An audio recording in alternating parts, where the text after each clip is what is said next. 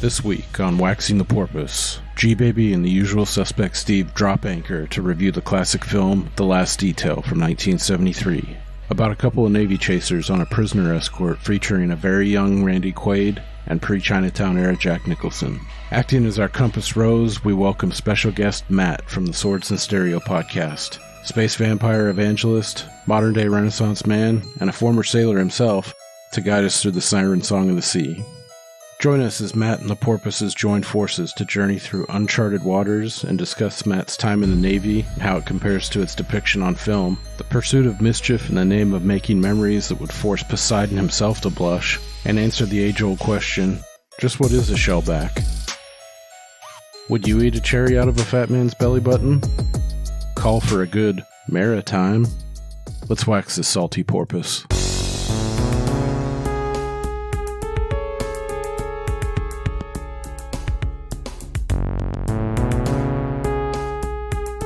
Chase, don't do that.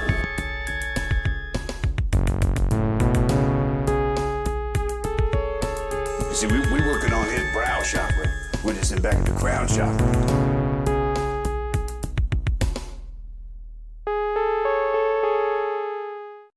All right, welcome to Waxing the Porpoise. We are back again on episode 64 now, talking about a film from 1973, The Last Detail. As always, you got myself, Jim G. Baby. You're shitting me. I wouldn't shit you. You're my favorite turd. And of course, as always, we have the usual suspect, Steve.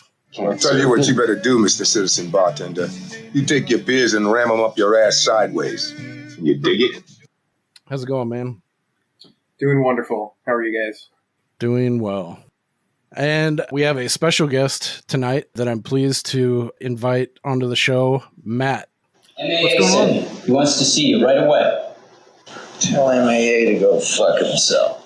How's it going, Matt? It's going good. It's going good. Thank you for joining us. I laid out the good tarp. I got a bottle of half Crown, half vodka.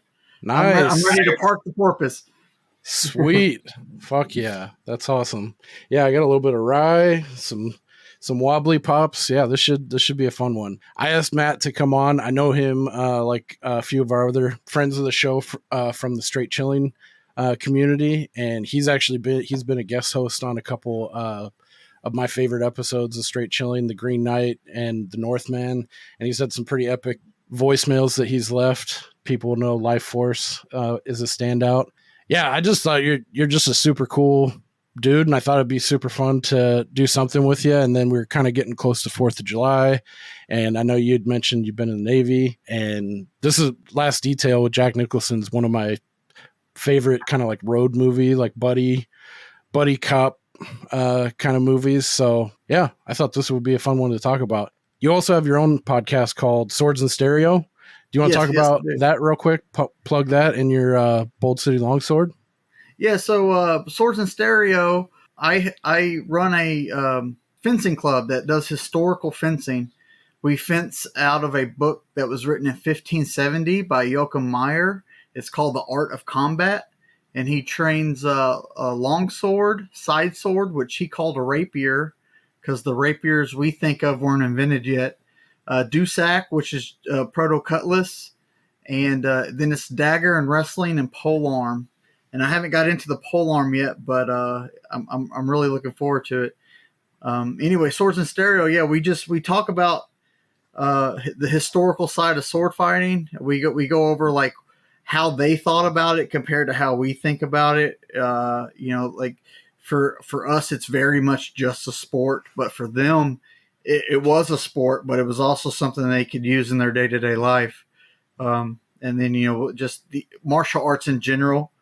Everyone has 2 arms, 2 legs, 2 elbows. So like martial arts is martial arts like 80% of the time. So it's that fun 20% that's different we like to talk about. Awesome. Cool. Yeah, and I've listened to a couple of your episodes, and it's interesting. You would think sword fighting, how much mileage could you get out of a podcast? But like the amount of like history, and I know you're a big history guy and read a lot in general, but the history behind all of it is super interesting that I would have never given a second thought to, you know. So Yeah, like that's super cool. I never really thought of myself as a Renaissance guy, but as soon as I got into sword fighting, I'm like, man, the fucking Renaissance was amazing. You just had like popes like just swinging dick, like going to war for no reason, you know, like, and kings just pissed at each other because they're fucking marrying each other's daughters and shit. It's a cool ass time to read about. Yeah. Yeah, fucking wild to think like that's how people lived then, you know, like compared to like how everything's so easy and like cush compared to that. Yeah, it's nuts. Cool. And you all, I think you mentioned briefly, but you have your own studio in Jacksonville. Yeah, so yeah, I run a fencing hall here. I believe the French word is called a sow. Don't ask me to spell that. But yeah, I have a giant room with swords all over the walls, and then people come in and we fence and we read the historical book together and do what it tells us to do. It is a school, but in the loosest sense. It sounds like a really fun school. I'll say that for sure. Cool. Yeah, sweet, cool. Yeah, thank you for joining us. I'm really excited to wrap and kind of pick your brain as we go through this movie. I guess first off, Steve, obviously you never heard of this one. I don't know if I played this up in our warehouse days at all, but Matt, had you ever heard of this one? Is this one like a favorite amongst Navy guys or? No, I had never heard of this movie. The Navy movie we watched while I was in was Down Periscope. I think I've seen Down Periscope like 400 times. But yeah, I had never heard of this. Yeah, that's a good one. You ever seen Down Periscope? Kelsey Grammer? I have. Rob Schneider? It's a good one. I would put Under Siege above Down Periscope, but that's just me. That movie kicks so much ass. Yeah, Under Siege is a favorite of mine. While I was in the Navy, I worked on the Sea Whiz Gatling gun, and that's one of the only movies that shows that gun actually working. Oh, nice. That's awesome. Yeah, my go-to is probably, I'm a big Men of Honor fan. That's one of my faves, and this one. But yeah, that's interesting. That I would have thought maybe it's because it's an older flick, but I thought this would be like if you were a Navy guy, that this would be like one of your faves. Because to me it shows it in like kind of a charming, like fun kind of light, you know, like scrappy, like Jack Nicholson's character is kind of. And anyway, cool. So, and I guess to get us started too, we have a mutual friend named Andy Herbert, aka Herbie, that we worked with for a lot of years in a warehouse, and he's still running the show there. And he was a former Navy guy. And last minute, I kind of picked his brain. I was like, "Hey, do you got anything?" I didn't ask him if he'd seen this movie, but I recommended it. But I was like, "Is there anything kind of interesting or questions that we could kind of pepper in?" And I saw a couple fun ones, but his pedigree, I sent this earlier, but he was an STG-2 sonar operator, sonar technician, surface petty officer, second class on the USS Nicholas FFG 47, the Nasty Nick. I thought that was fucking cool. Did you guys all have like names, like nicknames for your ship that you were on, or? I didn't. I was on the USS Roosevelt DDG-80. And you immediately have to go the Franklin, not the Teddy, because when people hear USS Roosevelt, they think of the Teddy, which is a aircraft carrier, and we were a small destroyer. Our crew was only like 320 people, so like you just you had to immediately go the Franklin, not the Teddy, so people didn't think you were on this giant fucking city of a boat. Nice. It seems strange that the aircraft carrier would be named after Teddy. You know, it seems like that would be such a bigger deal to name. You get what I'm saying? Like FDR, I feel like it was a way bigger deal than Teddy was. So it seems strange. Yeah, I don't know the naming conventions. Maybe I see. When I got to the ship in 2000, and it had just been commissioned in like 99. It was a brand new ship. So, nice. Yeah, I have no idea. it was brand new when I got there. I went to my plank owner reunion like 3 or 4 years ago, and it was devastating. Like 20 years of time. Like it went from being state of the art to like barely fucking running, because 20 years is a long time when you're dealing with state of the art technology. Like all the giant cavities that held the TVs and stuff had flat screens in them now, and like there's all this extra space that we didn't have because all the computers were tiny. It was really weird walking around the ship 20 years after it was built. I bet. Yeah. I can only imagine like the way shit just like every 18 months or 2 years just gets faster, smaller. Yeah. I saw this boat that Herbie was on just got decommissioned, or not just, but got decommissioned in 2014. And I think it was from 94, if I'm reading that right. But wow. Yeah, he's got a couple of fun questions that I'm like, oh, what the fuck does that mean? It's like almost like a riddle to me. So I'm curious to see like what, like you decode it like as we go along. But yeah, he shout out to Herbie for coming up, scrabbling up some fun questions for this as we get into it. So I guess too, to cut to the chase, we always go to Steve and see what he thought of the flick. Is this a pass or fail? Yes or no? Yeah, it's a pass. I liked it. It was good. I think it sounds a little soft though. It's a soft pass. It's a soft yes. I think it suffers from.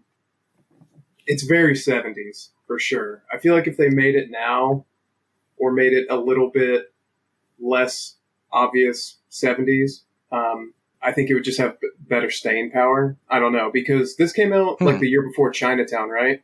And I feel like Chinatown is pretty timeless. You don't watch it and you're like, oh, this is for sure 1975 or whatever. But it was also meant to take place in an earlier time, so I get that. But this one is very of the time, so I don't think it holds up. But then again, it was 50 years ago, so is that like an aesthetic thing, like just like the way things look in the 70s, kind of like rough and grungy? The dialogue is kind of out. I wouldn't say outdated, but it's very of the time. That being said, I bet the book was really good. I liked the story a lot. It was just very obviously 70s. But that all being said, I liked it. Good movie. Right on. Cool. So that bumps us up to an 87% approval rate flat. We're 40-6 for now. I want to know if Matt liked it. Oh yeah, what did you think of this one, Matt? Yeah, I did. I liked it. I ended up buying it on Amazon, so nice. I have it forever now. Sweet. You were talking about the dialogue. I think that's funny because they had to fight for this dialogue. I was reading some of the behind the screen stuff about the profanity and just like the producers were like, why do they sound like this? And the writers like, because this is how people actually fucking talk. We shut up, sit down. You know. Oh, interesting. It had. I think when this movie was released, this movie said "motherfucker" more than any movie ever before it. And what was funny is when I read that, I had to think. I was like, I guess they did say "motherfucker" a lot because I didn't even notice. I didn't because I was in the fucking Navy and everyone talked like that, so it just seemed normal to me. Nothing was out of place. That's awesome. That's funny. Yeah, I think I read a piece of trivia on IMDb. It was like either 63 or 68 times, something like that. And that at the time, that was the most MFs dropped in a film to that point. And I also saw a fun thing is like, I guess they were saying like, if you release it with this much cursing, we can't release it in like, it was either all of Europe or maybe it was just like Australia and New Zealand. They were like, we won't release it. So at the same time, they shot it amounted almost to like making the movie twice. They shot a second version of the film that was like PG-13, which they didn't have back then. So it was just PG, where they dropped all the F words out, which I thought was fucking insane. Like what studio would agree to like spend that much resource like this day and age to shoot a movie twice ostensibly? So I thought that was really interesting, not just like edit out or like, you know, how they do maybe, maybe that was harder to do or more expensive back then, but it does have a lot of cursing, but yeah, I think that's what adds to the charm and endears it to me. So this was you bought it. That's cool. So would you say this is a strong on this one, Matt? I think everyone should probably watch this once. I don't know Mhm. what the rewatchability is because it definitely hit some nostalgia for me. Just all the Navy stuff. Mhm. I don't know if other people will have it grab them the way it grabbed me because of that. But yeah, you should definitely watch it once. It's weird. It's not really a military movie. It's a road movie. Yeah, totally. It's actually more appealing to people than they think it might be. I mean, because if you take out all the Navy music and the uniforms, they could just be fucking college kids, and you could do almost the exact same movie. Right. You just you have like he's got to go away for something. Maybe it's not prison. Like maybe he's going to go to a military academy, or like he's got to go. His parents are moving to Europe or something. He's saying goodbye to his friends. Yeah, that's a good point. You take away the cuffs and all the pageantry of the Navy stuff, or if it was just like two detectives, they turn into like a midnight run scenario. I was just going to ask you. I couldn't remember the name of it. Yeah, that was a good one. I like that one. That is a fun movie. Dude, something about Charles Grodin in that film to me, he balances like annoying and obnoxious, but also like charming, like, all right, like give him a noogie and get over it. I mean, they kind of do that in this too. It's interesting to see these guys are kind of like tough, or not so much playing real tough guys, but to me it seemed like they were just like, they call themselves lifers, and they're just trying to fucking like, all right, we're on this detail, and then they figure out a way to kind of sweeten it a little bit. Like their plan is to take this guy who's played by Randy Quaid, actually super young ass Randy Quaid, which is always fun to see someone like really young in an old movie that you've seen, and everything else when they're older. And Jack Nicholson obviously is young as shit in this. I didn't really recognize Otis Young, who plays Mule, but I liked him a lot. I thought all three of them jived real well together, kind of gelled in this. What do you guys think? Yeah, I agree. Yeah, they're pretty much the whole show. Yeah. I mean, it doesn't leave a lot of room. You better like him or you're not going to like the flick, but yeah. Would Jack's definitely stealing the show. I mean, he's just chewing the scenery. And I kind of feel like the other two guys are just props for Jack, Yeah, that's fair. I think they both have their moments. Like Mule when he gets pissed at him and he talks about like, the Navy being the best thing that's ever happened. You better not fuck this up. And then also too when Meadows, Randy Quaid's character, is like, breaking down and he's trying to run away. Like he has his moments too. But yeah, Nicholson is definitely like he's the king shit of this movie. Mule is the straight character, so like he just naturally has less to do because he's supposed to be. I feel like he's supposed to be the one we relate to. Mm-hmm. In this situation, we're Mule watching these two other characters go through their shit, and we're just sitting there like, what's going on? What's going to happen next? Yeah, that's true. And it's funny too, though, because Mule gets roped in like we all do. Sometimes we all have that friend or like those people that are these kind of Nicholson types, that can, and sometimes it's us too. But yeah, I really like the interplay between all three of them. I guess to lay the table slightly about kind of like a quick synopsis or get us started. So we're in the 70s. I think it's taking place when it was shot. So because they mentioned Vietnam and when they were there. So this is the tail end of Vietnam, I believe. I think when did that get over? Like 76? 75. 75. And then we're in 73. They bring up Nixon. That scene's fucking funny. Like, tell me one thing you don't like about Nixon. the Abby Hoffman kind of stand-in hippie. So we have Jack Nicholson and Mule, who are self-dubbed lifers in the Navy, and we both see them kind of just like, they're like, fuck this, they kind of have this like attitude. We're waiting for our orders, and they're like hanging around the base. That's one thing I was curious about. Is that common, like playing the waiting game and like waiting for orders? What the fuck does that mean exactly? Like you're waiting for like your next, like this is what you're going to do for 18 months? Yeah, so like I was in transit twice while I was in. The first time I got out of school, I got out of my C school, and then I got assigned to a ship, and I was in Damnick, Virginia, and my ship was over in the Gulf.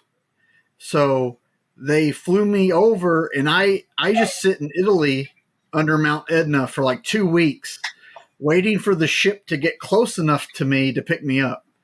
And like shit like that's pretty common.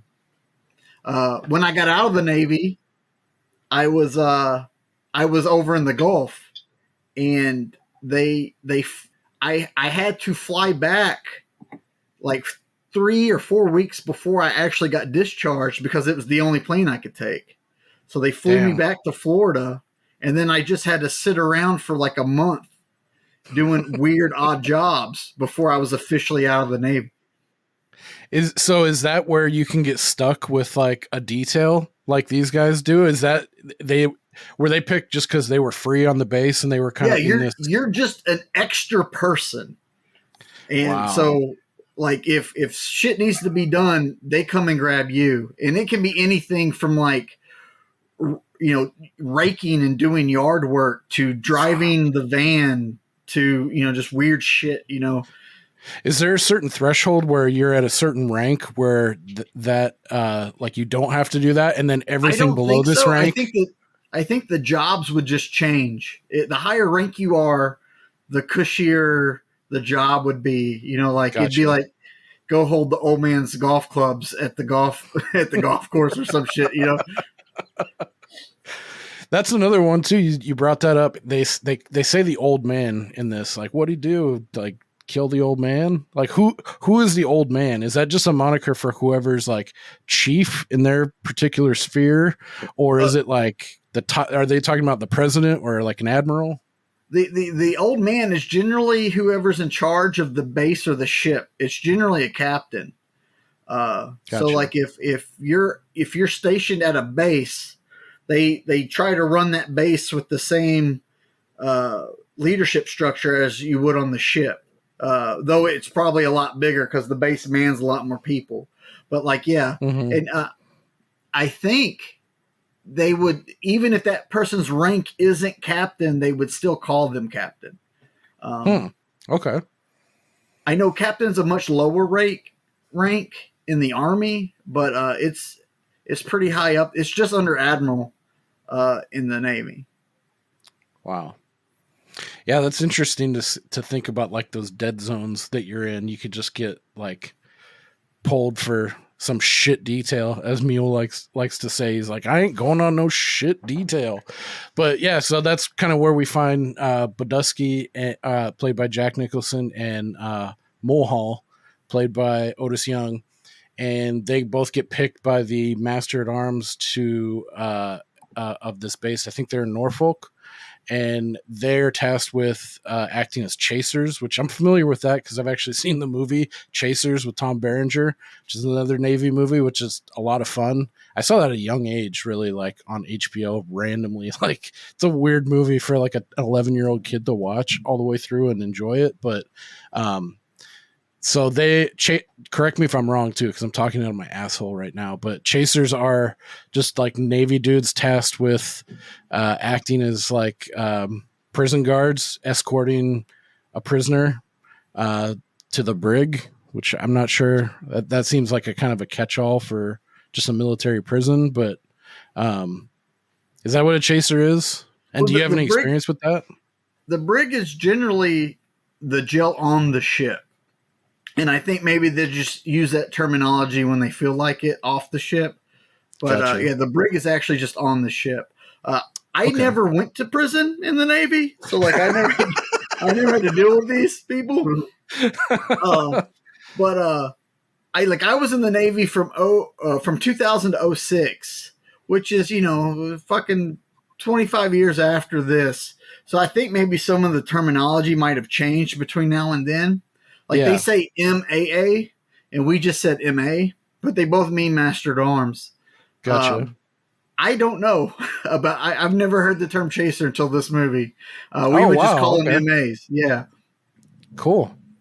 That guy, the guy who plays Steve, what do you think of this guy who played the Master at Arms? Clifton James, the head guy at the very beginning who's explaining, like, you are one lucky son of a bitch. Like, and he's telling them what they're going to do. I love this fucking guy. Yeah, seemed fun. Seemed like a cool character. I didn't really think too much of him after he was gone, but I have a soft. I've seen this movie quite a few times, probably a dozen times in my life, and he's one that stands out. Like he's not in it, but he like leaves a mark. Like the way like he does the Al Bundy. He's like kicking back and fucking sticking his hand down his pants, and he's describing this detail and like the line where he calls Mulhall, and he's like, "You got to be shitting me." He's like, "I wouldn't shit you. You're my favorite turd." Dude, I loved that. That was so fucking funny. Like. I can't wait to like the next time says you gotta be shitting me. I can't wait to fucking use that on him. And then like when he's like talking about like they get to, it sounds kind of fun. Like they get to escort this punk from Norfolk to, they're going to Portsmouth, which is, I looked up, was in New Hampshire. Yeah. It looks like in the wintertime they're going on this endeavor, and it looks like they're pretty fucking cold at a couple points, but he's like, yeah, you get to go to Boston, New York. And he's like, I'd trade places with you, you know? And then just how he's all business and like, and then when he's barking at Randy Quaid, who's the prisoner, and even describing like, yeah, he lifted $40 from the polio collection plate, you know, and he got 8 years in the brig and a DD, dishonorable discharge. And Nicholson and or Badusky and Mulhall are like, Jesus Christ, I thought they only pulled that kind of shit in the army. And like, it's kind of a fucked up situation that this kid's in. He's like, I think they say he's like 19 or 20. And he's 18 because 18. They say when he gets out, he's going to be 26. That's right. Yeah. So they're like, fuck, what'd he do? And like, he tells him and everything. And yeah, I really love that whole part when they're like, and then when he goes to like, all right, you're the honcho, these guys are going to be escorting you and they're mean bastards and all this shit. And when he's like, when he tells them, so these guys are going to be watching you. And then he's all, yes, sir. And he's all, what? To his face, like super loud. He's all, yes, sir. He's like, they're not going to take any shit from a pussy like you. Like, I don't know. I know we're spending a lot of time on the beginning in this guy, but I looked him up. He was actually, a lot of guys in this film were former, not many in the Navy, but like this guy, Clifton James, who played the Master at Arms, was like a highly decorated Korean War Army. I think he was like a gunnery sergeant, if I remember correctly. There's like 4 or 5 guys that were in this flick that were all military dudes. And that dude in particular has kind of a wild story. He's been an actor. He played a sheriff in a lot of things, which makes sense. But so yeah, that's kind of this movie is like, it sets up the road movie. You got Jack Nicholson and Mule carrying Randy Quaid from Norfolk to Portsmouth. They both start off like they're saying like, we get a per diem, you know, we got 5 days to do it. Let's get this fucker up there super fast. Fucking rake in all the per diem and have a good time, like road show, kill some time and just have fun. And I liked Mulhall, like Nicholson explaining like, this is what we're gonna fucking do. Now we run this little shitbird's ass all the way to the brig, save his per diem and ours, split it and spend it on the way back home. You know what I mean? Let's shag ass. Goddamn right. and then we're off. I love that kind of like setup. It kind of puts you in the mind frame like this is what we're doing, you know. And along the way, I feel like it has a lot of heart. Like they try to like, at first they're like, this is just a detail and this is what we're doing, but they see it's like, fuck, this kid's 18. He's got 8 years, like just down the drain. Let's show him a good time. What'd you guys think of like where this was going to go, or like from this point? I had no expectation of anything. I was super uncomfortable when they were in the diner and he's like, waiter, about the cheese on the hamburger. I'm like, oh, fuck. Is that you? Is that you at the restaurant? Like something's wrong, and you're like, no, I'm just gonna no, it's fine. It depends. It would have to be pretty bad. But I mean, it's or all is Brittany like they're like, no, make it how you want it, and then she does it for you. Well, I think of it not so much as being afraid of like a confrontation, but it's more of a pragmatic thing. Like having worked in a restaurant, if I say, hey, can you fix this? They're going to fucking spit in it for sure.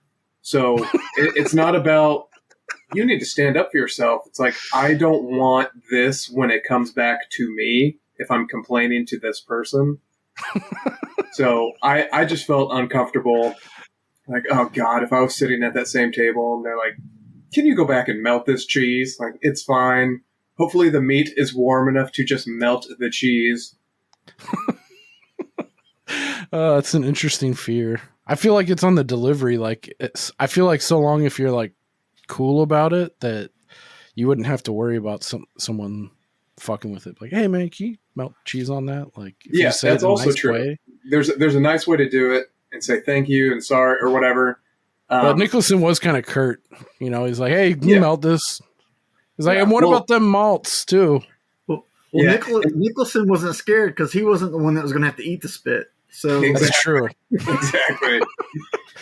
Yeah, it'd be interesting to see if he was in that situation. Would he act as the same way with that kind of like bravado? Like, and where are the malts? You know, I'm not like that. I'm not that. I wouldn't blow up like that hardcore in like a Red Robin. But I think we all have that friend. I have a friend like that just gives zero fucks and would say something like that and be even more animated. And that shit's funny as an outsider, but yeah, I couldn't do it.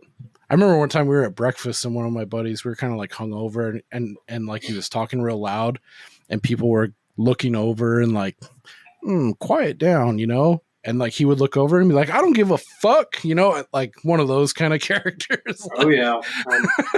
I know it well.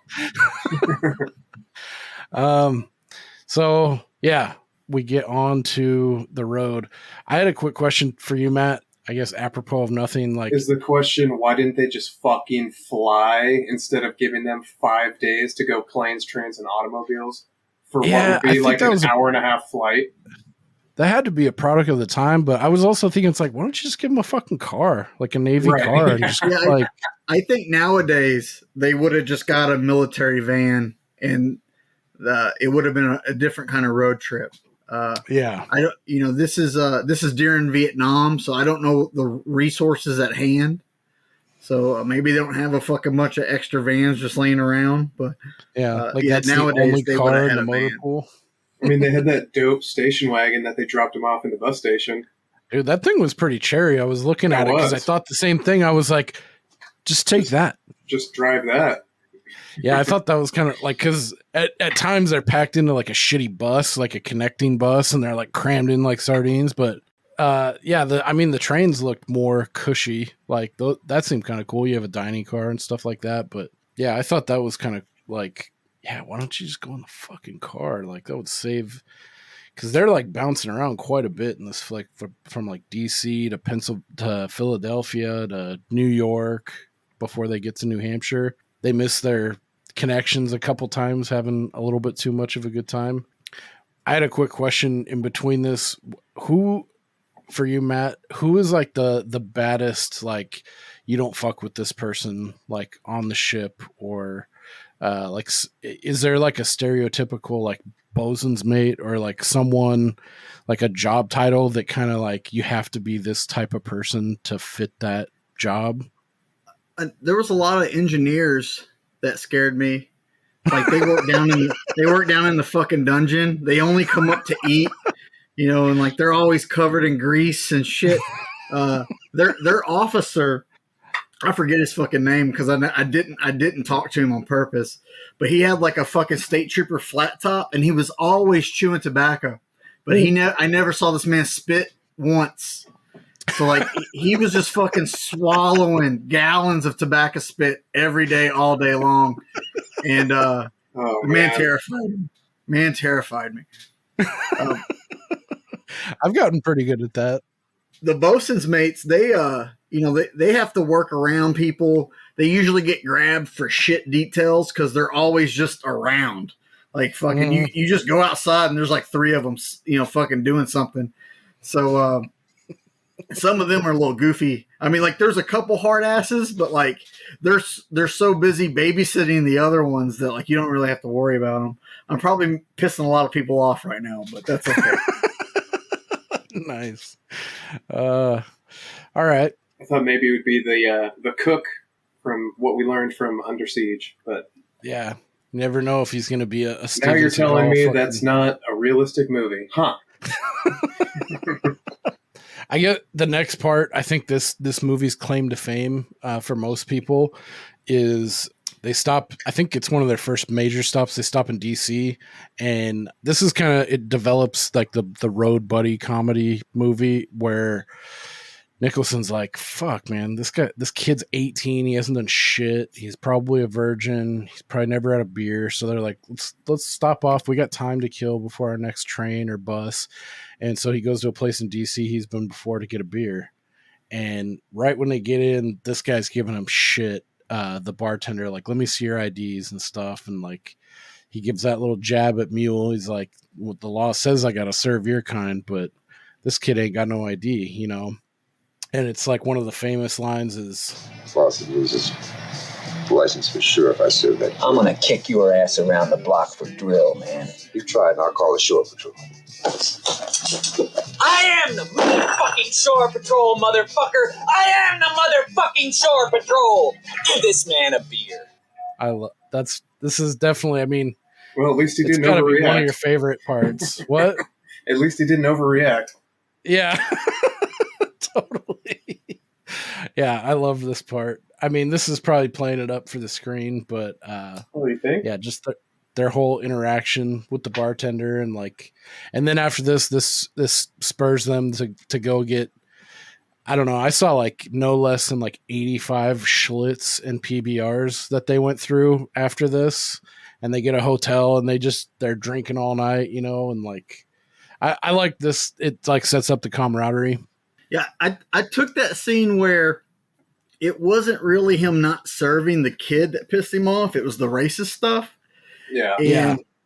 And like there's this tribe mentality, like if you fuck with one of us, you fuck with all of us type thing. And he knew Mule, Mule's a fucking straight man. Mule's not gonna say nothing, he's just gonna leave. The kid wouldn't even send his fucking cheese back.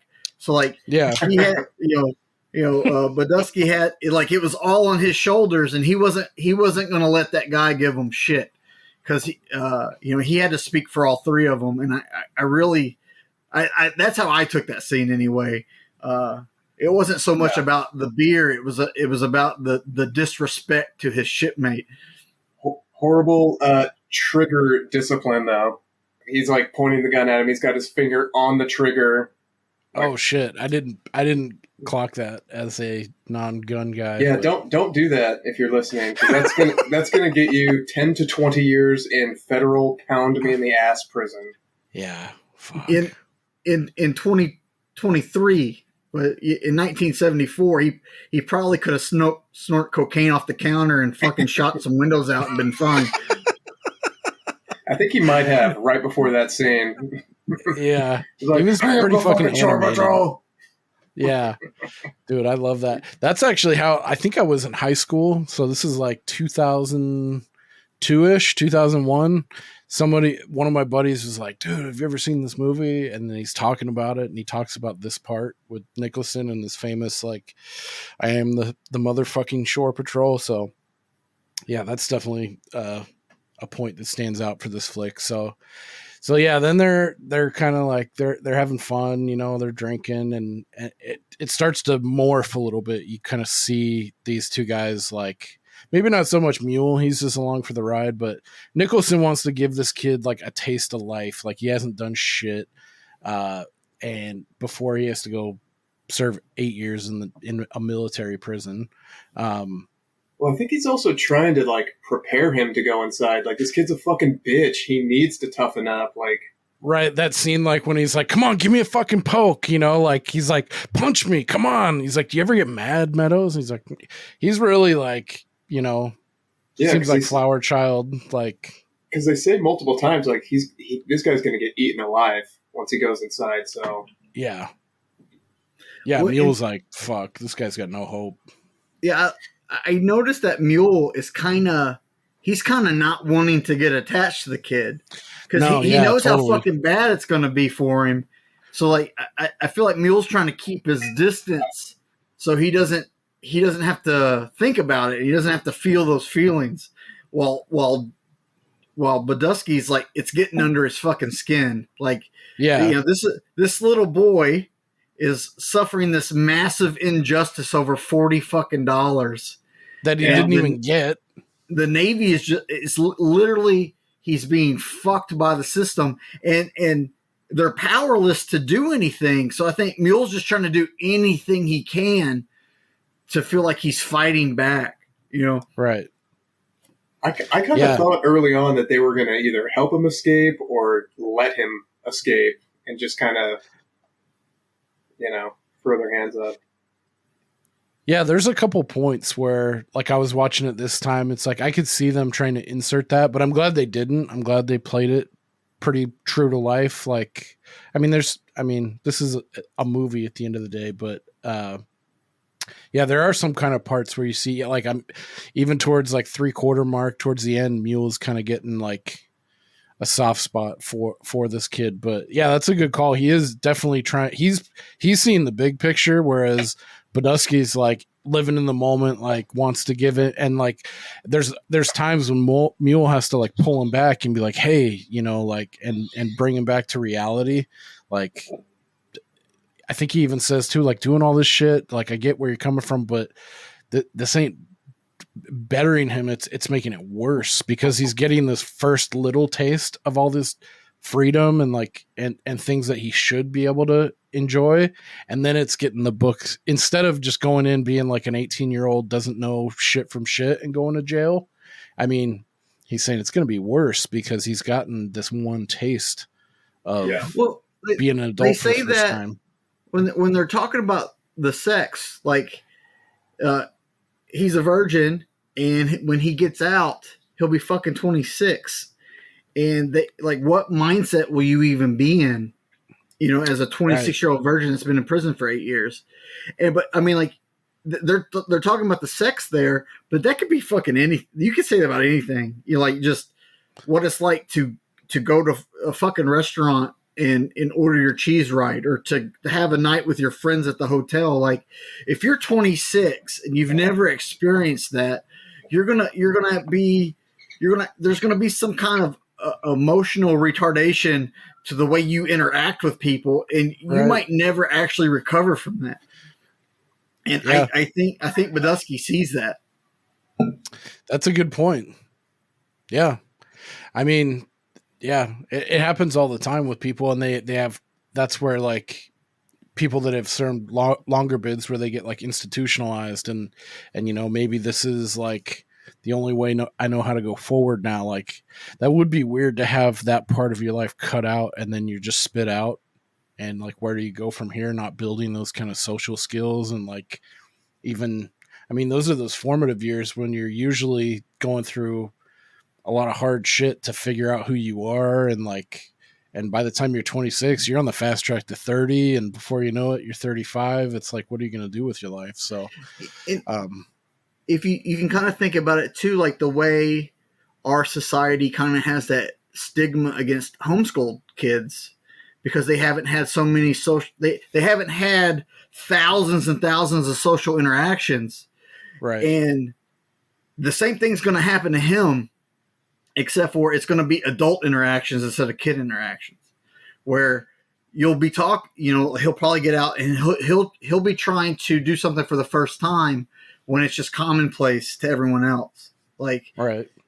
It's like when you first start driving and you think about everything. Oh, I got the gas pedal. Oh, I got to hit the turn switch, but not driving a car, a social interaction. While now we drive a car, we don't even think about it. We do all that shit while shuffling our iPod and shit, Yeah, that's a good point. Yeah, I've thought about, for all the pluses, and I don't want to bag on homeschool and stuff, but I mean, the fact, at least anecdotally, I knew some homeschool kids, and I mean, they were a little bit socially awkward. You know, it's like there is something that you lose, because I've weighed those pros and cons with my kids and thinking about it. And it's like, I don't know, man. Like, I think you do. You need to be around people, you know, like I think that's good. It's because the benefit of not having to deal with a bunch of shit is also, it's also a downside, because you don't have to learn how to deal with a bunch of shit. So right. You don't get those calluses built up. I mean, there's a lot of benefits to being homeschooled, but the social side is not one of them. Right. Yeah. I can see the appeal, but yeah, it definitely is. Just like with anything, really, though. Everything's a trade-off. Yeah. I mean, the only thing is, like, when it all comes back to, like, the balance, right? You know, like, if you can hit a balance of something, that's the ideal, but that's super hard to maintain in anything all across the spectrum of life. But awesome. Hey, I want to get into a couple of these questions. One of these before it just falls out of my brain and we just go on more tangents. This one from Herbie, I was curious about. Are you a shellback? What the fuck does that mean? I am a shellback. That means I crossed the equator and did the ceremony of Poseidon. So if you haven't crossed the equator yet, you're a fucking pollywog, and you're a fucking little shit, and we don't care about you. And there's like this big ceremony. This goes back to fucking sail ship, wooden ship, Age of Sail type stuff, where, you know, they make you crawl around on your hands and knees. They spray you with the fucking fire hydrants. They make you crawl through garbage. They throw garbage at you. I had to eat a cherry out of a fat man's belly button. I'm super proud of that. You know, he was dressed as Poseidon. He had a mop head as a wig, and fucking seashells drawn over his titties, and like, yeah, it was a fun day. I wouldn't want to do it again, but I'm really happy that I did it. But, you know, it's an old tradition that they're still keeping alive. So you still feel like you're a sailor. That's fucking cool. If you think about, especially if they're still doing it in the modern age, you think about how, like, we keep going towards modernity and like this peak civilization. I think that's cool that they keep those kind of like old traditions alive. And I'm sure it's got to break up the monotony of everything too, to have little things like that.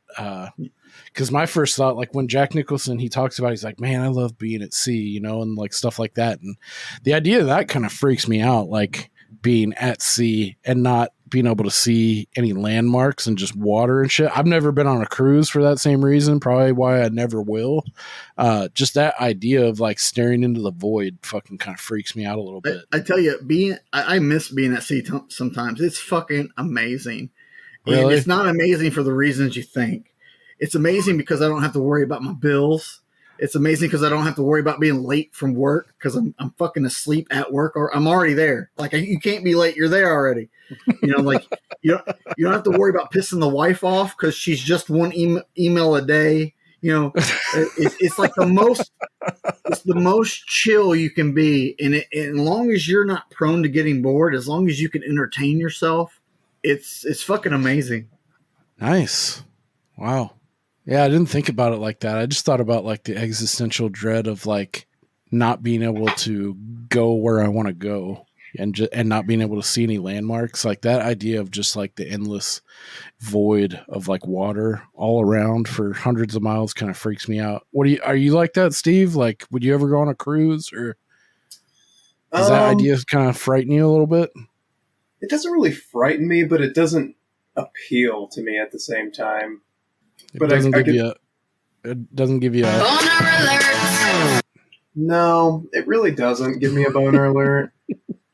I would think you would like that because you like to read so much and stuff, and like a solitary kind of exercise. I feel like that would be a really good way to catch up on reading. You know, yeah, things that I mean, that aspect of it is appealing for sure. So yeah, I mean, like anything else, there are parts of it that do sound intriguing and other parts that don't really, but Yeah, there is a downside though, because you're always at work. Like, think of where you work, and then put your house inside of there, and that's what it's like. Because if something goes wrong, there's no off time if something's going wrong, and they'll just come get your ass. They don't care that you like to read, you know. Yeah.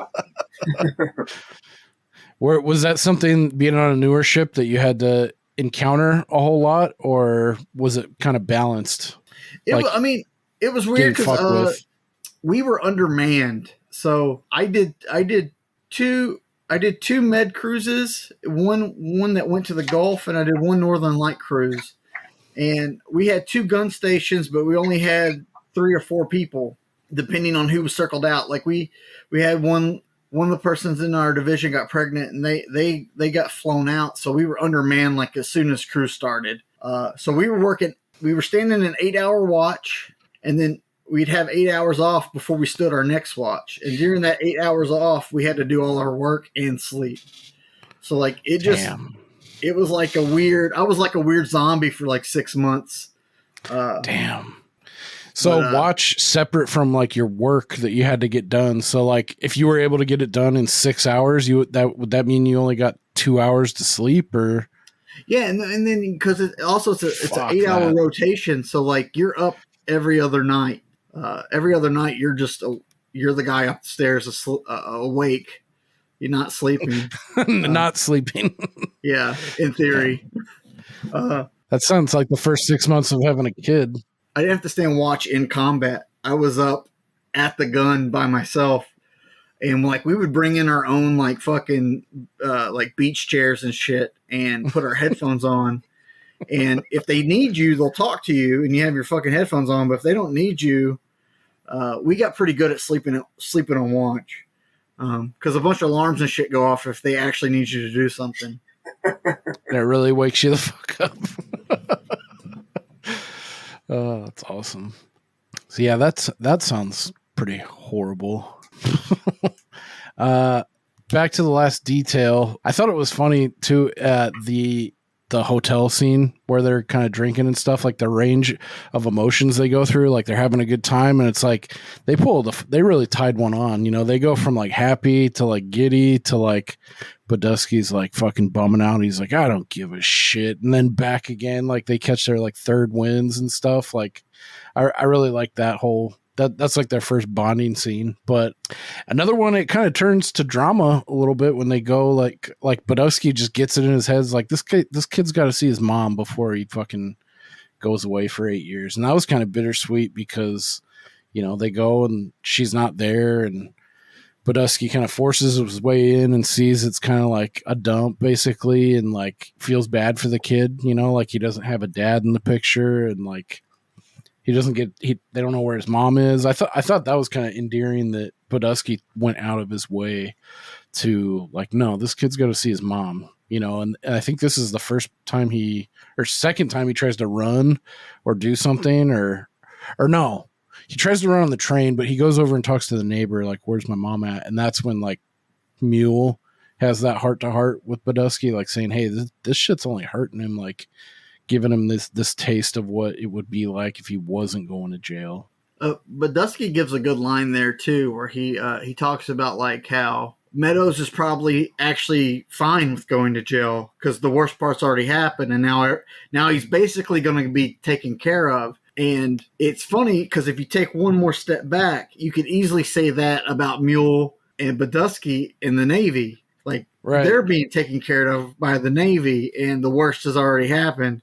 So I saw a little correlation there where, you know, like Badusky's almost fooling himself about the way his life is. He thinks his fucking life's great, but you know, most people looking in would see it very similar to the jail he sees Meadow about to go to. Damn. Yeah, that's a good point. I mean, I'm one of those people that I like discipline, and I like having something like regimented, you know, set in place. And I remember when I got my first taste of freedom, it was kind of bad, you know, like I didn't do the right thing for a lot of years. In like my early 20s, it took me, like I took the road less traveled to getting on my feet and quit being like a selfish bastard and partying all the time and stuff. So I get that appeal too, but that is a good kind of like you peel back the onion one more layer and replace the prison for the Navy. Like you got all your meals and everything. Like people are telling you what to do. Like you have that like structure built in that you don't have to worry about. Cause when you're on your own, you have to, go to work every day. You have to do all these things in normal civilian life that are taken care of. Like you said, when you're on the ship, you don't have to worry about bills. You don't have to worry about this. And of course that comes with other problems. You could die, you could get killed in like a theater of war. And so that's the trade-off too, or you have to do shit fucking work. And yeah, but I almost die every day in Jacksonville traffic trying to get to work. So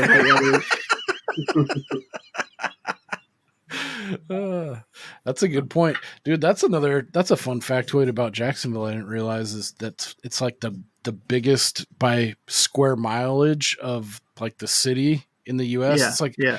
It's intense. It's like 750 square miles. Duval County, that's insane. Duval County is almost all Jacksonville.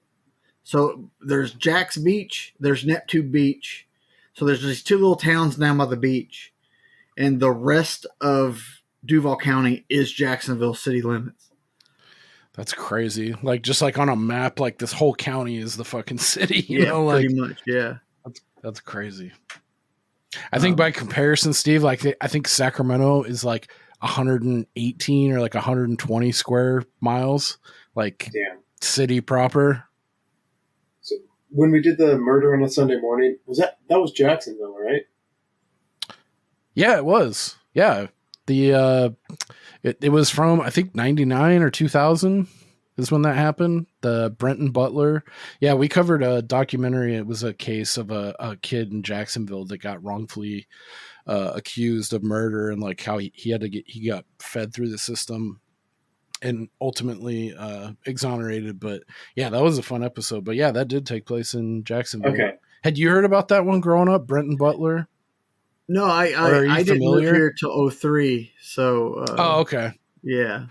That's right. You're not from Jacksonville originally. No, I got stationed here in the Navy and then just never left.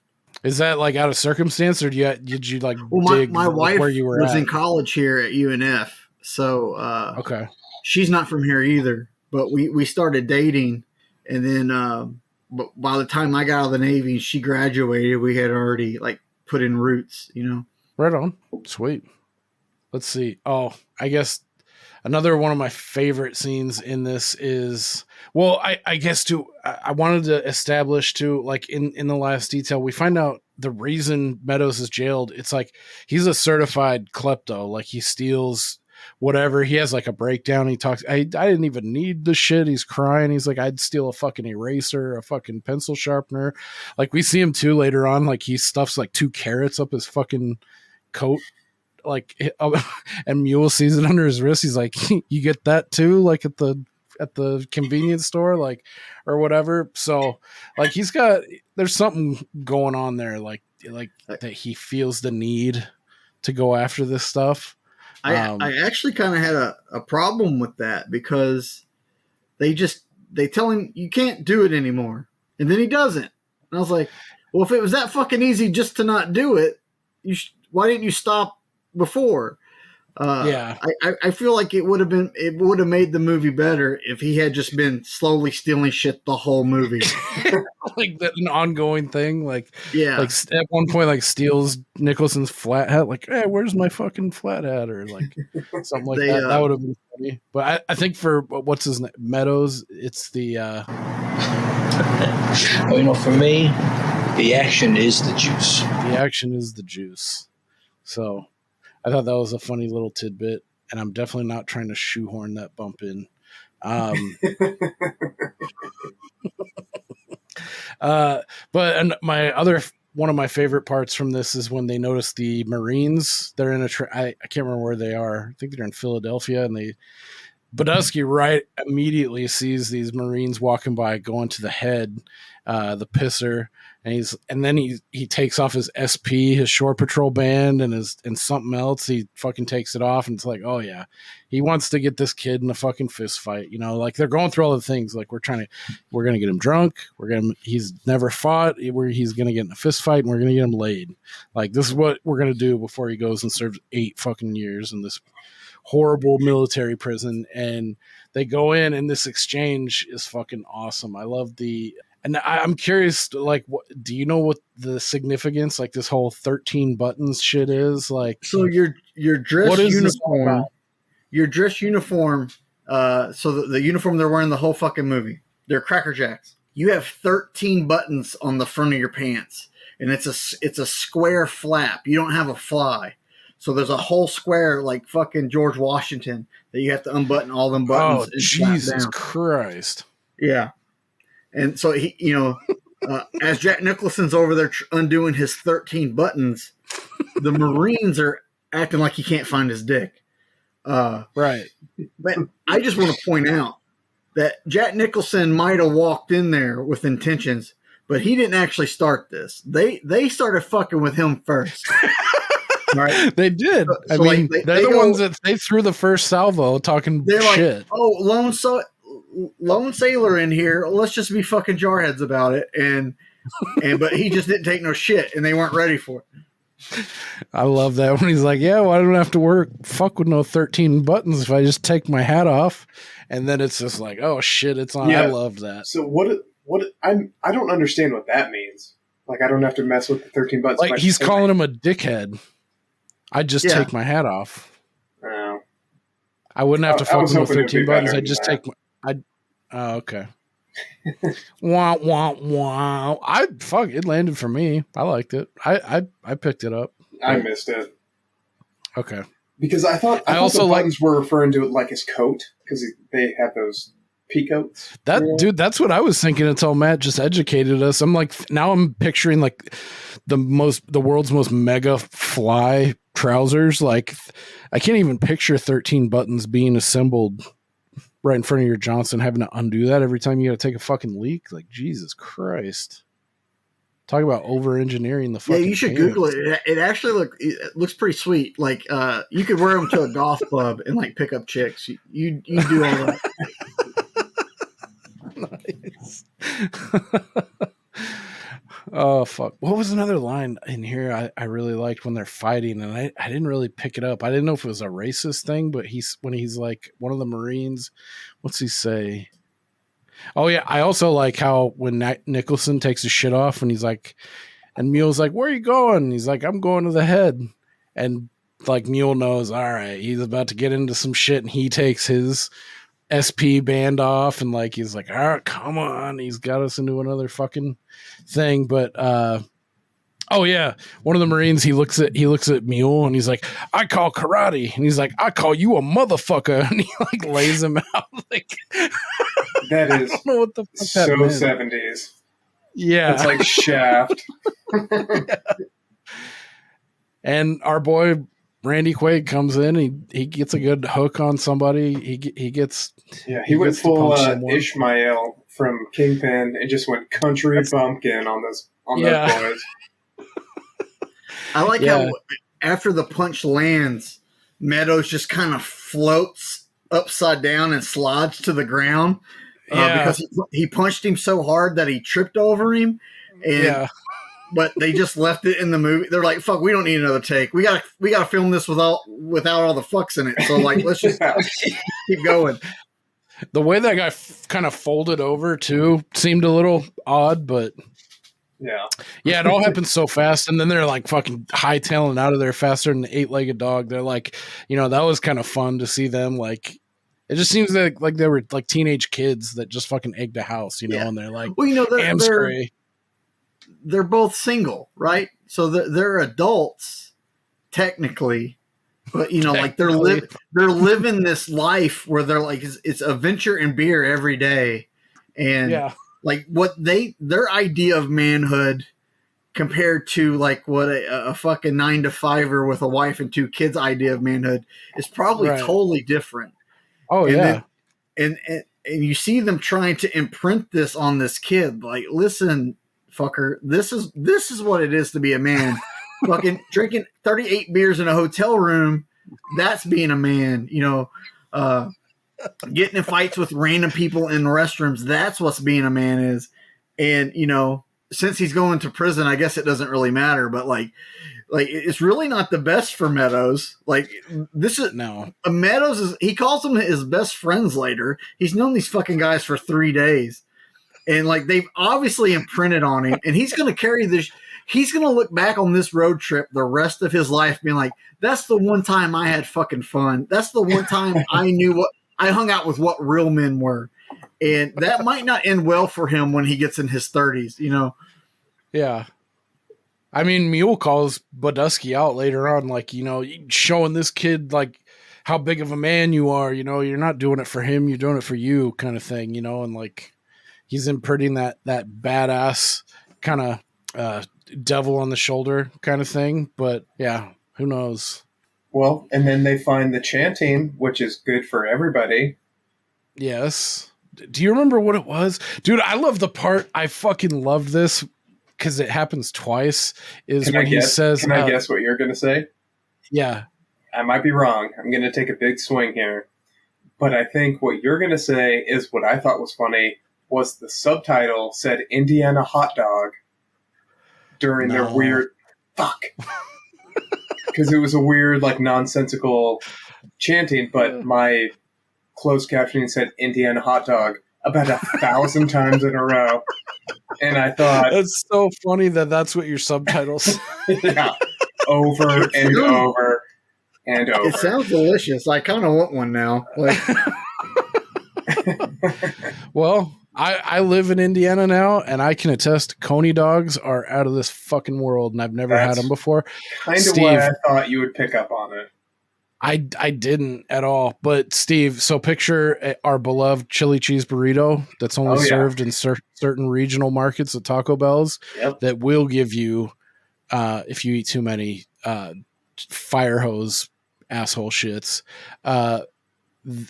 So a Coney dog is that chili cheese, like a chili cheese burrito on a dog. It's so fucking good.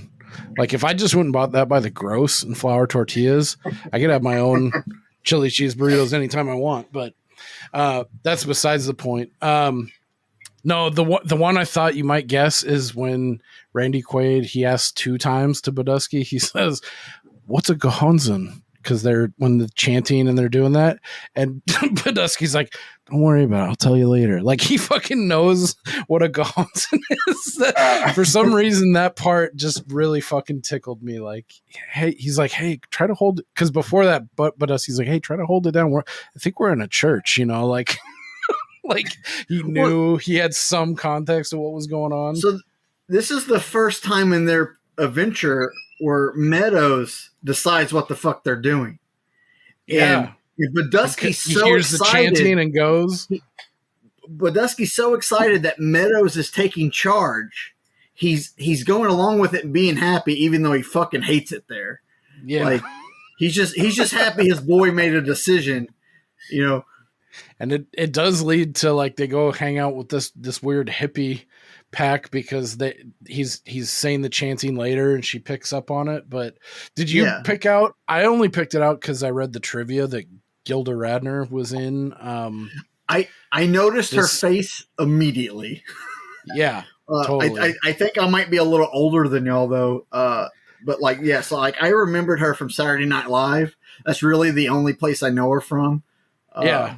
I think that was her claim to fame because she was one of those, like, Jim Belushi, like Chris Farley types. I think she died or she OD'd, like, at a really young age. No. She died of cancer in 89. Oh, did she? I'm sorry. That's so disrespectful. She wrote a what's it fucking called? Autobiography on her deathbed. So, like, you can actually go and read a book about her whole life that she wrote while going through chemo. And she didn't make it. That's hardcore. I guess. I mean, to my chagrin, I've always lumped her in with, like, Len Bias and, like, Mama Cass and Farley, Jim Belushi, like those people that like really partied hard in the 70s and 80s and went out like OD'd and stuff. So damn, I didn't know she had cancer. Like that was like outside of her control. That's fucked up. But yeah, I'm gonna be 38, so I kind of missed the boat on her, but I remember, you know, like hearing the name and like knowing the significance that she was like one of the beloved SNL players and that she died way too young. But I knew her face for sure. She's got one of those faces that sticks out in the crowd. But yeah, she has just like a real quick, like a bit cameo or this was her first movie. Really? Yeah. Nancy Allen's in this movie too. This is her first movie.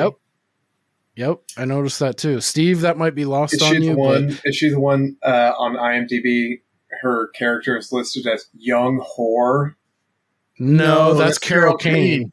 Oh, sorry. That made me laugh so hard. If you go back to like, I think pre-85, some of the tags that you'll see, some of the like character listings are fucking wild, man. Like fat guy in the bar. Like, yeah, just like really like, it's today, like, fuck, man, that's my credit. They would have added a line where she would be like, hey, my name's Emily. What's your name? Like, just so they don't have to do that, you know? Right. Yeah. Exactly. Did you recognize her from? I know you're a fan of Scrooge. You're not a big movie guy, but you are a fan of Scrooge, are you not, Steve? Yeah. Ooh. No, I like the movie a lot, but I don't recognize. You don't remember? She was the Ghost of Christmas Present. Yeah, she's the fairy that keeps hitting him. Yeah. Like towards the end. After the fucking the other guy, it's a bone. I didn't make that connection. So she also has a very famous role in Princess Bride. She's Billy Crystal's wife as Valerie. Oh, I've seen that movie 10,000 times. So liar. Yeah. I thought that was fun to see, like her, Carol Kane, Hilda Radner. Sorry. And Nancy Allen, too. Like, if you've seen she was in all of the RoboCops. I think she was in a De Palma flick that was kind of freaky. It's weird she didn't do more. Yeah. Straight Chillin' covered it. I had never heard of it before, and then I was like, "There's fucking Lewis from RoboCop." Yep. Woo! You know? Yeah. She's awesome. I love her a lot. Dude, she was fucking smoking when she was in her prime. God damn. Like in the RoboCops, I always watched it. She had this weird, like, suburban, like, house mom kind of vibe going. Well, they didn't, in RoboCop, they wanted to steer away from her and Murphy having a romantic relationship. So they tried to make her as masculine as possible, and I think she went and got her haircut like 3 times before it was short enough for them to go, okay, yeah. Damn, yeah, because she's just got in those films. She's just got like high school secretary written all over her. Yeah. Like they get rid of it in the sequels. Like she has giant hair in one of the sequels. Okay, yeah, I haven't seen 2 or 3 in a long time. But one's definitely a fun rewatch. That's one we should probably cover because I'd like to see Steve's take on the OG. Yeah, be sure to watch the director's cut because if not, you're just wasting your time. Yeah, fact. I guess some of the things that I was curious about like the Navy experience. I think thus far, I mean, we're almost to the end here. Is there anything like in here like vis-a-vis like the terminology or like the way they're speaking? Is there anything that like stuck out to you as like not being true to like the Navy, or that you took umbrage with, or were you just along for the ride? And no, it all seemed pretty okay. I mean, but they weren't really like in a lot of Navy situations. Like they were in a bunch of civilian spaces only dealing with each other.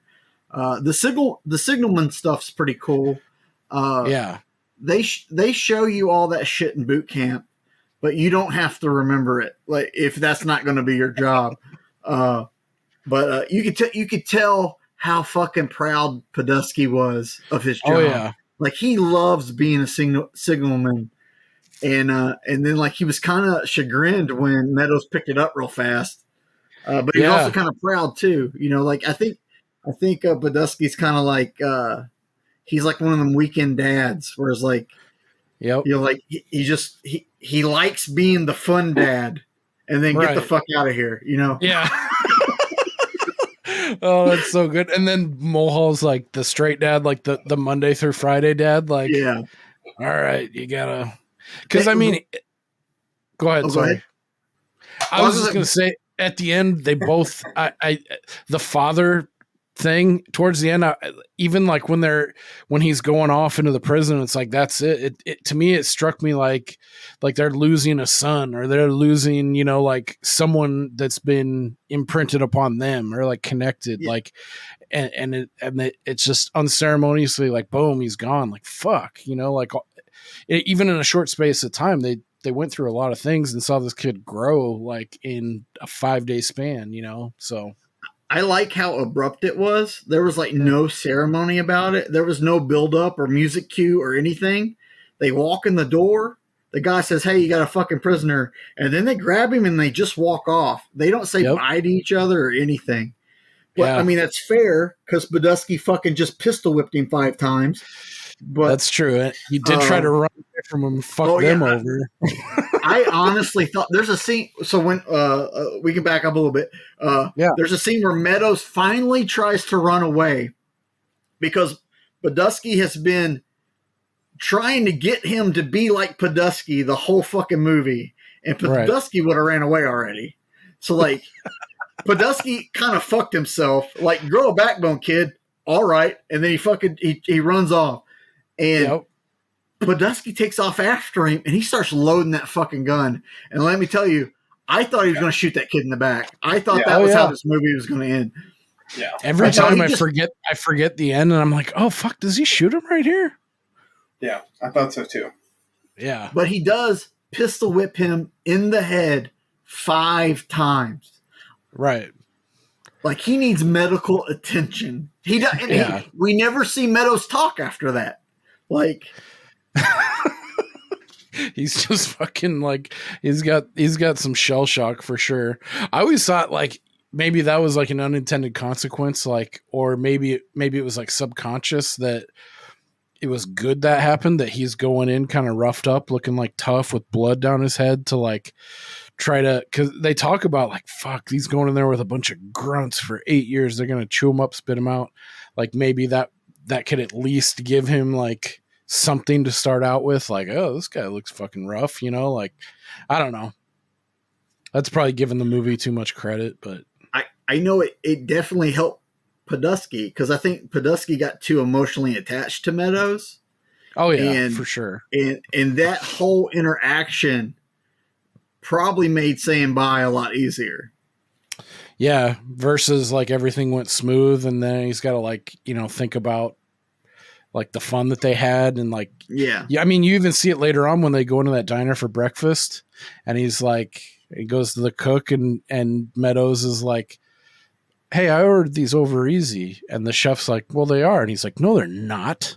Like he like stands up for himself, like that's like a pretty on the nose example of him doing that, like from like, oh, it's fine, I don't need melted cheese, you know, like, oh, he's learning. He even says, see, I'm learning, you know, it's very on the nose, but he's a young ass stupid kid still at 18. Like the eggs were probably fine. He just probably wanted to impress. I mean, I was looking at the plate, I was like, how are those not over easy? They look over easy. Maybe he meant over medium. One of those fucking weirdos. How do you guys like your eggs? Are you a scrambled guy, Matt? Oh, no, I'm over easy. I like it runny. What about you, Steve? I'm a hard-boiled guy. Over medium if I have to do a fried egg, but mostly hard-boiled. Yeah, I've always been over easy. The people that kind of scare me are sunny side up. It's like, why do you want runny fucking whites? Like, get out of here with that shit. Although I've become a kind of like, I've only done it a couple times because I'm so fucking lazy, but poached eggs are where it's at, man. That shit's fucking awesome. egg tangent aside, this one was one I'm kind of curious about because I don't know what the fuck this means, and I'm curious if it's like within the Navy, if there's some headbutting here. But one again from Herbie. Have you ever had to encounter a midshipman, and what do you think of them, Matt? So a midshipman is an officer in training. So they are people on the boat who aren't officers, but they're not enlisted. And they can be a little shitty because they're basically rich entitled kids. Right. And they're being groomed to go into an office. And they're being groomed to be an officer, and they don't have to necessarily do all the shitty stuff that enlisted people have. Yeah. And so there's kind of a chip on your shoulder when you encounter these fuckers. Now, I'm mainly talking off of reputation because I never had to deal with them. I worked in the wardroom for a little bit. So, like, generally, if you're a lower rank on a ship, they'll pull you from your station to do some menial task for a couple months. It happened to me 3 times. Once I worked in the deep sink, I just fucking washed dishes for like 6 weeks. Once I worked in the trash room for 6 weeks, and once I worked in the wardroom. And in the wardroom, you are basically it's the mess. It's the room where the officers eat. And I was basically a fucking waiter. Yeah. Oh, wow. Damn. Okay. Yeah, I can understand. I was around them, but like I never had to interact with them. Gotcha. Yeah, so I can assume in Herbie's explanation of that they're not someone you guys engage with on a daily basis, or you kind of have a chip on your shoulder towards. I always think of I really, especially this time of year going into like 4th of July and stuff. I'll revisit Band of Brothers. There's a David Schwimmer plays an officer who he has all the prestige and he's an officer, but once they get it, they're going into World War II and they're doing like fucking war games and they're preparing for D-Day and shit. And once he gets into the theater, it's very like the guys see very quickly. It's like, we don't want this guy fucking leading us into war. Like he's like, doesn't know his ass from his elbow. He's getting lost. He's getting like stressed out way too easily. Like, have you still not seen Band of Brothers, Steve? No. The time is now, man. I know. It's fucking so good. I think I've read that book like 3 times. That book's so fucking good. Yeah, the book, when they get to the Eagle's Nest and they're just like, look at all of Hitler's liquor. I think we'll drink it. And they fucking just throw a party for a week. I know. Dude, that part, it's like, it's good. Yeah, both of them. And I guess while we're on the topic of books, I had suggested to you, Matt, Company K, which is a World War I, as we're leading up to 4th of July, World War I book that's really good. Did I give that to you to read, Steve? Do you remember that? No. Company K? You should check it out. It's really good. It's a World War I book by a guy who was there. I can't remember his fucking name now, which is going to piss me off, but that's a really good one. The Things They Carried, the fucking awesome war book that you would really dig, Steve. It was a dude that was actually in, what was his name? I got another one. Tim O'Brien. He did If I Die in a Combat Zone, and then he also did The Things They Carried is like his big fucking claim to fame in Vietnam. Yeah, I've read that one too. That one's really good. Yeah, that's such a good fucking book. Yeah.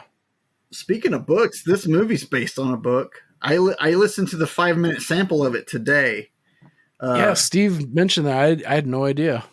The from what I heard, like the dude is like, he really loves describing all the nitpicky shit that happens in the Navy. Like the sample I read, like the guy was ironing his uniform and he was talking about all the shit that you had to do to make sure your uniform looked right. And like it got me. It was pretty nostalgic. I didn't buy it. But maybe one day. Like you got to get the crease at this angle and like all the minutia and everything. I can see that being appealing though too. So back to Last Detail. I think one that I've heard this term before. Is this very common, calling somebody a swabby? Yeah, it just means sailor. It's a Generally, it applies more to like bosun's mates and people who work outside. Maybe like the supply, but it just refers to you having to mop the deck. Okay. Once the ships weren't wooden anymore, you have to worry about rust. So if it's raining, usually they build drains into them now. But like after it rains, they would send us outside to sweep the water down the drains and then mop the deck. And and I live in fucking Florida where it rains every day at 3:00. So it became a pain in the ass. Yeah, that's a fun part when they're trying to look for a woman of negotiable affection, as Ricky Jay would say. For Meadows, they're trying to get him laid, and they're looking for a particular cab.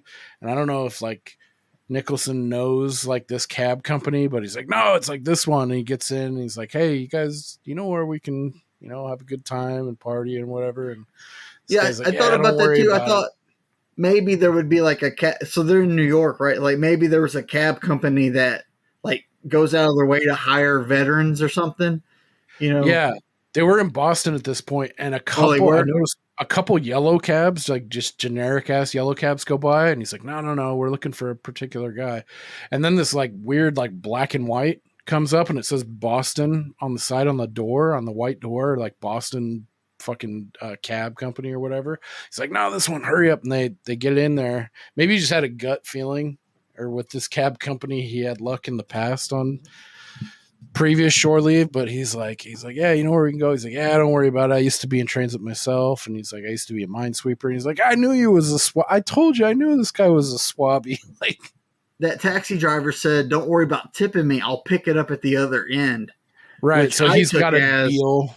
Yeah, he's got a deal with the night house, and they'll pay him for bringing customers by. Right. Yeah, I thought that was kind of, that's that gray black market, kind of thing. And I'm sure was way more prevalent in the 70s in this area. But I did like how, like, like the lady of the house, like, seemed pretty warm, and like that she understood what was going on. Like this young buck, he's going away, and like they're trying to show him one last good time kind of thing. And he, of course, picks Carol Kane, and fucking, it's another like moment of pride. Like you see, like I rewound it a couple times. I was like, these guys look like proud of this motherfucker, both Mule and Nicholson. Like when he's picking and when he goes off and he takes Carol Kane down the hall and he's gonna fucking become a man and lose his virginity. They look like proud like dads, like parental units, like seeing him go off, like just as like he's like about to get his diploma or something. That really struck me this time, especially like Mule, because he is a straight man. If you go back and watch it, like Mule's like he's grinning like ear to ear, and they're like, all right, kid, like, yeah, go out there and be somebody, like, and Nicholson's even like, he's like, yeah, he's a cute little thing. That's who I would have picked, like yeah. He's like overflowing with pride. And then of course, fucking like, I thought this part was weird, but I mean, it makes sense. If I was a prostitute, I want to make sure whoever was clean or whatever. And like, yeah, she like tells him to strip kind of, and like, she's going to fucking like inspect the dong and make sure he doesn't have crabs or like something growing on the tip of his dick. And she like touches him for like 0.0 seconds and he fucking, ugh! And she's like, man, that's what I call quick. And so they put in for a second round, and you can see him like he seems like I'm gonna fall in love with this woman, like he's like he's had this experience. Like, oh, I love this part. He's like, I'll pay you whatever I got just to look at you. You're beautiful, like he's in that like glow of first getting laid, and like, yeah, I don't know. To me, I think, for going against Mule, I think it was good that they were able to like give this guy a little bit of taste of the world before he goes away for 8 years. But I guess that's just my gut reaction. What say you, Steve? Yeah, I mean, it's tough. It's complex. I think they should have let him go. Gun to your head. Let him go to Canada? Yeah. Conscientious objector? Yeah. I mean, they'd be on the hook, but yeah, I'm not going to jail for some stranger, because that's what would happen. No. Right. You shouldn't have apparently you can just stop stealing when people tell you to, so maybe you shouldn't have took that fucking $40. Right. Yeah. And fucked over charity.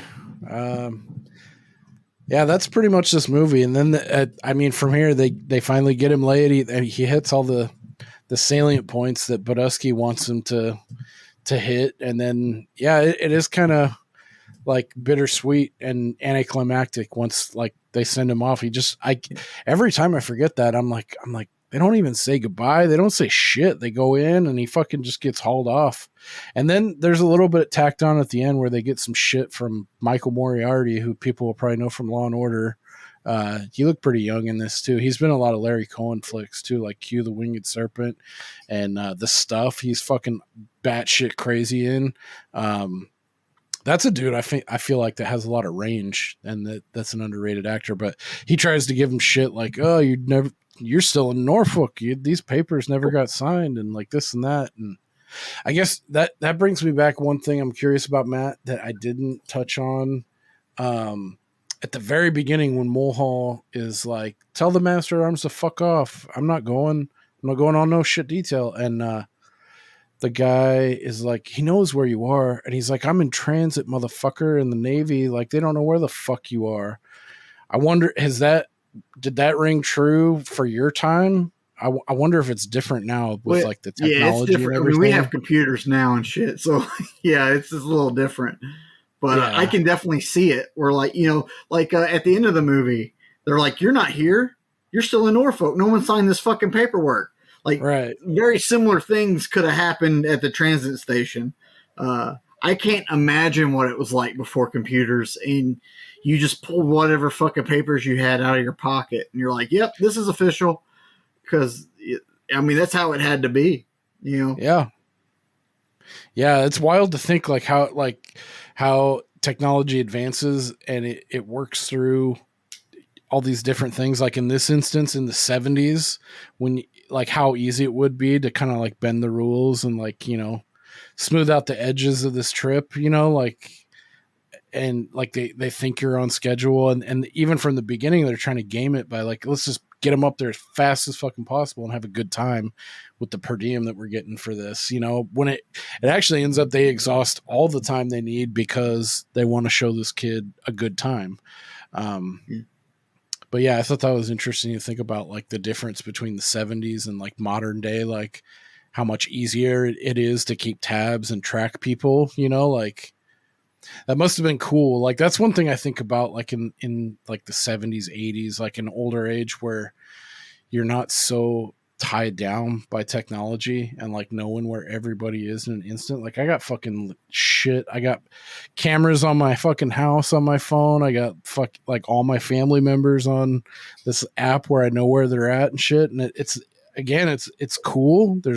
It's cool knowing where, they're at the store. They're going to be back in like 10 minutes. I know that, or I know where my kid's at, or I can be on vacation and look in at my backyard, and see what's going on. But there is a double-edged sword to all that shit too, which is kind of interesting to think about.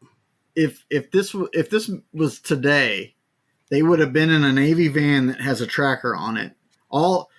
Mule Right. and Bodusky would have had cell phones, and the MMA would have called them every fucking day to report in. And they wouldn't have given them cash, which is untraceable. They'd have like a Navy or a company card kind of thing and you have to like, expense everything down to the last penny and shit. Like they're not buying 85 beers and staying at this fucking cat house. Like, but I like that this is kind of a slice of life, looking at like a different era. Yeah. Oh, fun fact. This was the screenplay of this. It was the same guy who wrote the screenplay, Robert Towne of Chinatown, who Jack Nicholson, they must have been filming this the same exact time. Cause this movie Last Detail was released December 1973 and Chinatown was released in June 1974.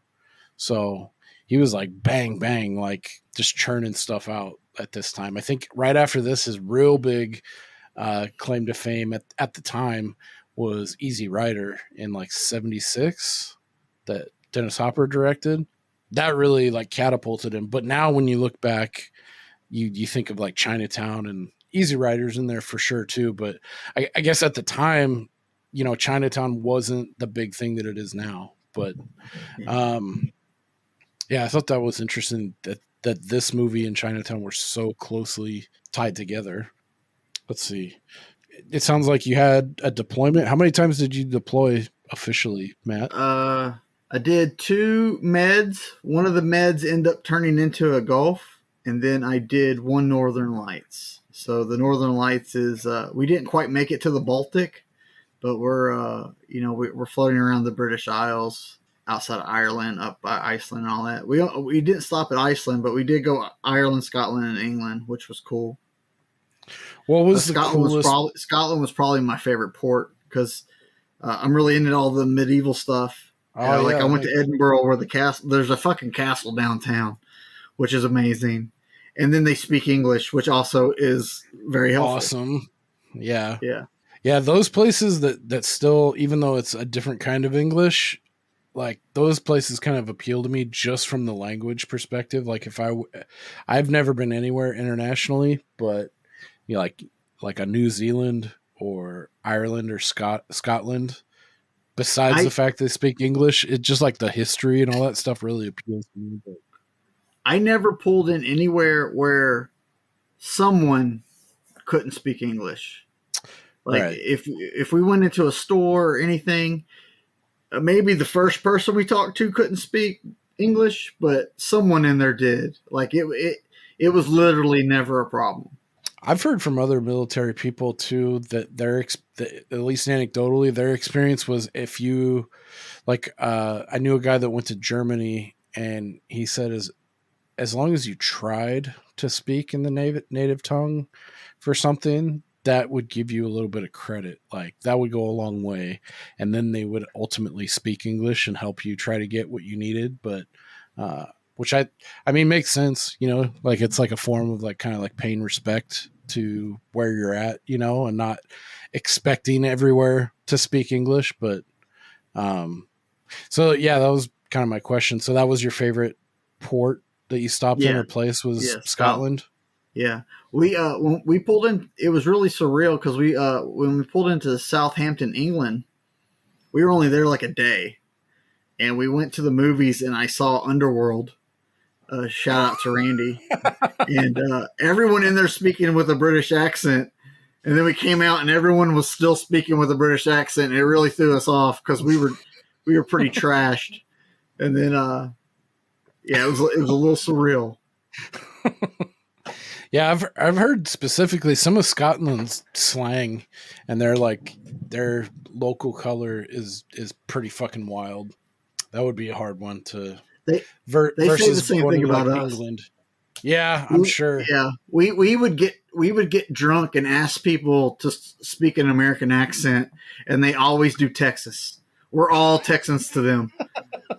Howdy, y'all. How are y'all doing? You're like, that's an American accent as far as they're concerned.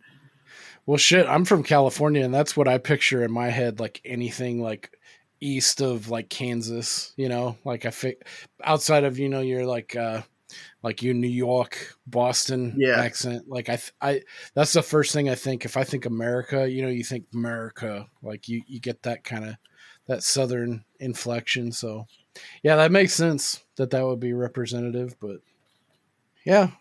So is there anything from Last Detail, Matt or Steve, that you want to touch on that we maybe have glossed over that stuck out to you or that you enjoyed? Gripes? Well, there was 2 things. One, you asked me for a cool detail that I spotted. Badusky had his name written inside his flat hat, which is like legit. Like they would make you write it on the inside lip, and then you would turn the lip up, and no one could see your name, because everyone has one, and they all are identical. So like if you throw yours down and your name's not in it, it's gone. Someone picked it up. So that was probably the most authentic detail I saw. The other thing is like I guess they filmed a lot of the outside stuff for this in Pittsburgh in the middle of winter. And so they're really freezing. And they look like they're fucking cold. Like that, so, that acting didn't really come too hard for them. John from A Cut Above always bitches if people are cold, but you can't see their breath. These motherfuckers look like dragons in this movie. So like John should definitely come check this movie out. Nice. Yeah. Shout out to A Cut Above and John. Check it out for sure. Yeah. They didn't have to bring in any CGI for breath. That's for sure. You can see it too. Like it seems like Jack Nicholson's legitimately frustrated when they're doing that. Like, because I think Meadows talks about like, oh, if it was nice, I'd like to have a picnic. And they go out. He's like, we're having a fucking picnic when it's like 20 degrees and it's snowing and they're cooking dogs in that park. And he's trying to break that fucking limb and he can't do it. You know, like it seems like they're really fucking cold and struggling. Yeah, like there. He's legit shivering. Yeah. Cool. Sweet. Let's see. Next week, I think I don't have anything planned. It's going to kind of be shooting off our hip again. So we have a couple things cooking, but next week will be TBD. If you have any hate mail, if you've seen The Last Detail, let us know what you think. Let us know what you think of the episode. If you just tuned in and never seen the flick, I highly recommend it. It's a lot of fun, especially seeing a young Randy Quaid and Jack Nicholson. I think it's I think I'd agree. It's like one of those things, like I could have watched this one time and been satisfied with it, but kind of like you, like every time like a major like holiday like 4th of July or Memorial Day or Veterans Day, I kind of get in like one of those modes where like I want to watch Band of Brothers, I want to grab like The Thin Red Line, something like that, just to kind of get me in the mood. I think this one would kind of fit that bill too. Let us know. You can reach out to us via email at wax@waxingtheporpoise.com or either of our socials. Instagram is Waxing the Porpoise and Twitter is @waxingtheporp. Matt, do you want to remind people one more time of your podcast and what you got going on at Swords and Stereo? Yeah, so our podcast is Swords and Stereo. We talk about historical fencing, and I run a fencing club in Jacksonville, Florida called Bold City Longsword. I also want to say, if you did watch this movie and you liked it, there is a sequel that came out in 2017 where Lawrence Fishburne plays Mule. And I think Steve Carell and the guy from Breaking Bad, whose name Bryan is Cranston. Bryan Cranston are in it. And it's the same thing, road trip comedy, where it's sad but funny. I haven't got to watch it yet, but I watched the trailer and it looks interesting, so I put it on my list. Yeah, when you had said that, I was like, holy shit, I had no idea they were connected at all. I remember seeing previews when it came out and stuff, and it just kind of fell off my radar. But, I mean, besides the connection to this, I mean, that's a great cast. I'm a huge Larry Fishburne, Don't Call Me Larry, Fishburne fan, and Bryan Cranston's dope, and it looks like a fun, like kind of serious drama comedy. I think they're going to like bury one of their sons who went into the service, and it brings back these old buddies, you know, that are old swabbies, and it's kind of the same thing. So that definitely, I'm a sucker for like a road movie like this in general. So yeah, I'm definitely going to check that out. Cool. And check out Swords and Stereo. Fuck, Matt's awesome. Look out for maybe another guest spot in the near future for Straight Chilling to call in your expertise. Yeah, dude, those two episodes, Northman and Green Knight, are definitely like top 10 for me easily. So yeah, I appreciate you coming on. This has been super fun, kind of seeing getting a peek behind the curtain of like the Navy life and just getting to talk about this movie in general. And we can score it at least in the win column, keep our percentage up. Final thoughts? Well, next week will be a surprise. Don't know what we're talking about, but we'll have a good time either way. So thanks for listening, and we will see you when we see you, and we'll see you later. That was the plan, to give you a boner, and you got one.